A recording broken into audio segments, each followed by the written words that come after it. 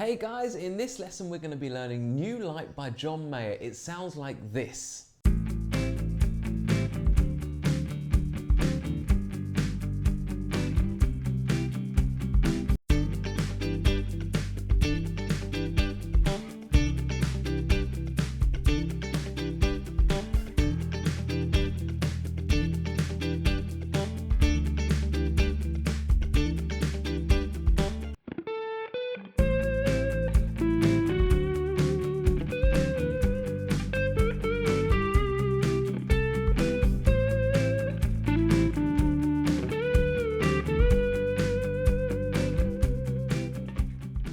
Okay, cool. So welcome to this New Light by John Mayer guitar lesson. My name's Dan from Your Guitar Academy, and I'm going to be taking you through the main parts of this song. So we're going to look at the chords in the main progression. We're going to look at the little lead line that goes underneath that. We're also going to look at the kind of funky rhythm section when it goes into that badass groove. And then we're also going to look at the solo at the end. So there's a lot to get through. And we're going to kick off with the main verse part. Don't forget, guys, that if you want to see the full write-up of this lesson, including all the chords and rhythm, etc., click the link below if you're on YouTube, and also click the subscribe button. Okay, so the main chord progression that goes through the verse, the intro, the chorus, pretty much, most of this song sounds like this.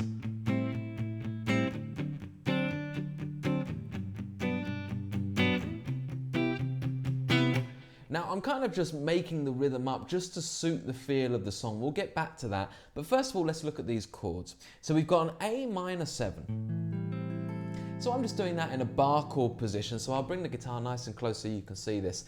We've got this kind of bar chord position for A minor 7. You'll notice I play it like that quite often. I kind of like this version where rather than the bar, and I've just got my finger playing the 5th there, I actually use the second finger for the root. I skip the A string altogether and then bar the D, G, B and E string with either my third finger or little finger. That's just another way of playing the same chord, but it's a cool chord. Now then I move to a D7 chord, which I'm going to play like this. Okay. I'm trying to put these in positions where I think John Mayer would likely play them if he was to kind of just strum through the track. So a D7 cage chord, so I've got my third finger on the 5th fret of the A string, second finger on the 4th fret of the D string, and little finger on the 5th fret of the G string, making my kind of dominant 7th. I also add the 5th at the top here on the 3rd fret of the high of the B string, D7 chord. Okay. Then we move to a G major 7, which we're going to play like this. So there's a couple of ways that you can play this. Some I'm less familiar with, but I'm going to give you a few options here. So I play it with my thumb over the top, John Mayer style, okay, for the root note on the 3rd fret. Then I'm basically going to fret an A minor shape. That A minor shape, but just move it up 2 frets, and you've got yourself a G major 7. Okay, so just to clarify, that's 4th fret D string, 4th fret G string, and 3rd fret B string. Okay. You can also do that this way if you prefer. So if you don't like the thumb, you can put your first finger on the root and then play these notes using your 3rd, 4th and 2nd finger. All the while you're blocking off the A string and the E string. Then for the 4th chord of the loop, we're going to do exactly the same shape, but just slide it up to the 8th fret to give us a C major 7. Like I said, there's loads of ways to play these chords. This isn't the be-all and end-all. You could even do this if you wanted to in an open chord position. So you could do the A minor 7 there. Just get that right up to the camera. The D dominant 7 there. Okay. For the G major 7, you could, if you wanted to try and do that in an open position, you could try that. So you've got your first finger on the 2nd fret of the high E string and 2nd finger on the low E string. That's a G major 7, that's one way of doing it, and C major 7, just like so, okay? Again, if you're not sure on these chords or any of these chord shapes, or if I've gone through it too quickly, then just click the link below and check out the full write-up where we've drawn out the actual chord shapes for you. So they're the 4 main chords that loop around, and you simply do them 1 bar each. So 1, 2, 3, 4, D7, 2, 3, 4, G major 7, 2, 3, 4, C major 7. Okay, and that makes up the whole verse, intro, chorus, outro, basically everything. They're the chords that you're soloing over as well. So that's the fundamentals of the track. In terms of the rhythm, basically I'm just doing a kind of a driving groove to match the kind of 80s feel of this track. So I'm just doing all downstroke, palm muted rhythm. Just downstrokes. So you can see it's just all down, down, down, down, down, down, down, down, down, and I'm just slightly palm muting the strings just to get that, again, that driving sound that really makes it so kind of cool and 80s. The only other thing to bear in mind with the chords is that at some point, as it transitions between the verse and the chorus, and you'll know it because the chord will change drastically and you'll be like, oh, that doesn't sound right. Instead of going to the C major 7 at that point, you go to a B major chord. So you can do that B major just any way you like. I typically would play it down here on the 2nd fret, okay, and then I bring up a kind of bar chord version of that shape, like so. Okay, and that bit, when it transitions, sounds like this. So you have the A to the D7 to the G, and then the B, and then straight back to the A minor 7. And you're away. You literally then loop that round and round the track. Okay, so that's the main kind of element covered. Now, one little cool thing to add is that underneath that, and most of the way through the verse, you're also hearing this. It's just a cool little layer that John Mayer's added, and I think it's really great. And it's literally just straight out of your G major scale. Okay. And I think he's playing it like this. So I'm going to be playing it on the 5th fret of the D string, down to the 4th fret, down to the 2nd, and then open D string. Easiest way to play it, you're just running down the G major scale from G, F sharp, E, D. Okay? But you're also applying palm muting. So down, up with the picking and palm muting. And you just repeat. So whilst that is happening, there's a second guitar part going,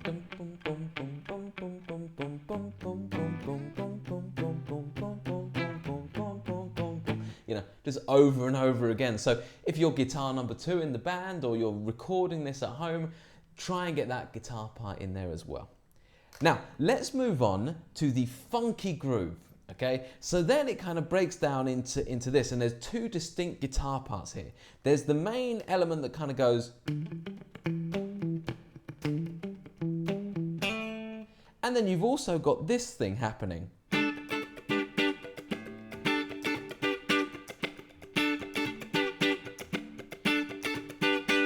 So let me take you through both of these. So essentially, because this track's in G major, okay, and it's certainly this bit's in G major because it kicks off with a big G major chord. The funky part sounds like this, okay?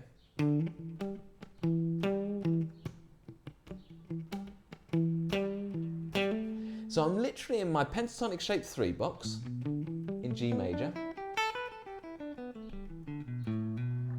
Okay, and we're starting on the 5th fret and hammering on. Let's just get the notes right first. So we're hammering on to the 7th fret.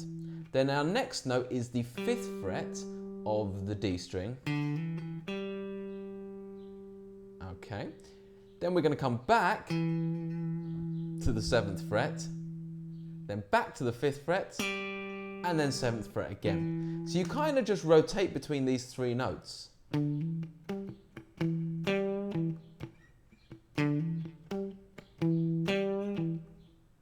And I'll do it without any ghost notes.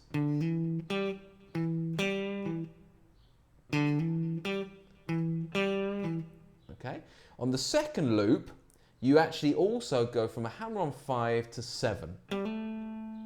So the first loop, second loop. Okay, I'll do those again.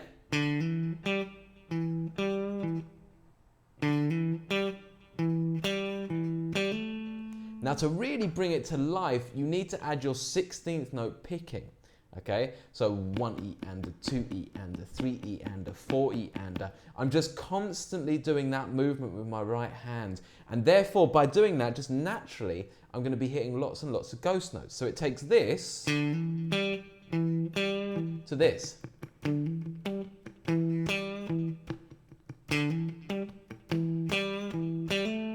Okay, so I'm not going to go into a great deal of detail now for this song and how to do 16th note funky picking, but do head over to the website because we've got loads of stuff on funky funk stuff. But that's a great technique to learn if you don't know how to do it already, 16th note picking. And John Mayer is the master, as you can hear there. So that riff just loops all the way through the funky bit.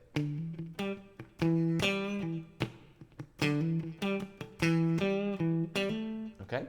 Underneath that, you've also got this happening. Sorry, not quite. That's it. So, bam, bam, bam, bam, bam, bam, bam, bam. And all I'm doing there is the first chord I'm playing is the 12th fret of the D string and 10th fret of the B string. I'm blocking off all the other notes. So I've kind of got a D and the 5th of D right there together, okay? And as I said, I'm blocking off all other notes. So when I strum it, oh, you can hear everything else is deadened, okay? So that's really important for getting this sound right. Then your second chord is just a flatten, it's basically a G major chord, and you're just flattening the 12th fret on the D, G, and B string. So we go between bam, bam, bam, bam, bam, bam, bam, bam, and 1, bam, bam, bam.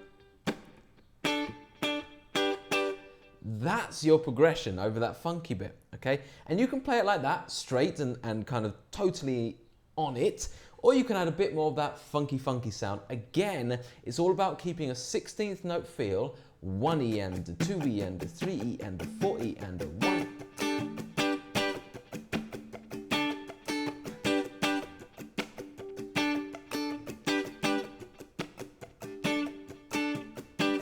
And take it real slow. And that is your funky part of the song. And it's such a cool part, honestly. When it broke down into that and I first heard it, it was like, yes, that's awesome. So there we have it. That's the funky part. And for the final part of this epic tutorial, we're going to learn the solo. Okay, so I'm just going to turn on my tube screamer, as it were, and I'm just going to play through the solo once. It sounds like this.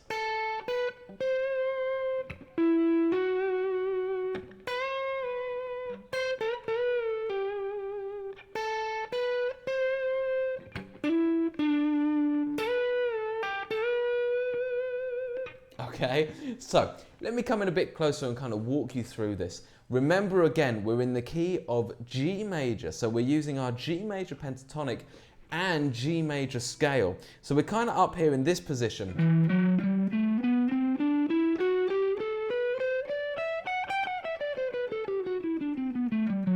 It's basically pentatonic shape 1. And the kind of full diatonic scale shape 1, and also we use a little bit of the shape 5 back here as well. So the first note is the 10th fret of the B string, up to 12, and then we're going to hit the 13th fret. First lick. Followed by the 14th fret of the D string, and the 11th fret of the D string, G string, sorry. So that first lick is this. Dun, dun, dun, boom, bum. Okay. Following on, the next lick sounds like this. We're going to grab the 12th fret of the B string and bend it up a semitone. So that's... Okay, so you just go up and down. Okay. Followed by... Okay. So here we're going to grab that 13th fret, the note we just bent up to, and then come down to this kind of pentatonic familiar looking position, and we're going to bend up the 14th fret twice, then bring it down, pull off, and end there. Okay? So that solo so far, nice and slow.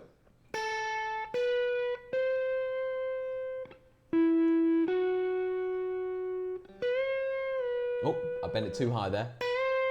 That's better. Okay. Then the next bit is very similar to the first part.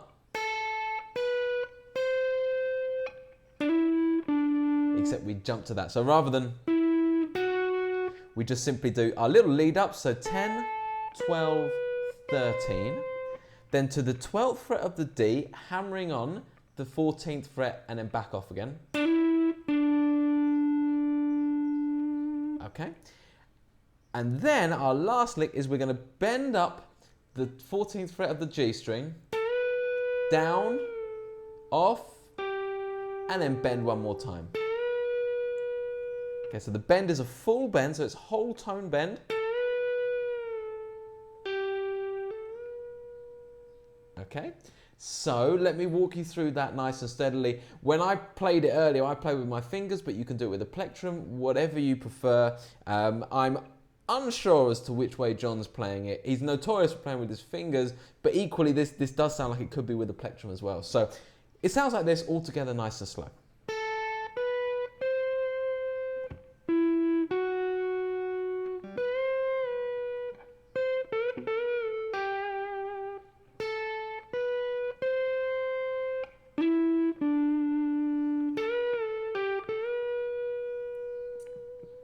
Okay, so there you have it. I massively hope that that's helped. Obviously, there's a lot to get together for this song, and I'd say it's an intermediate level, so, you know, I wouldn't be pitching this to a beginner because there's so much going on.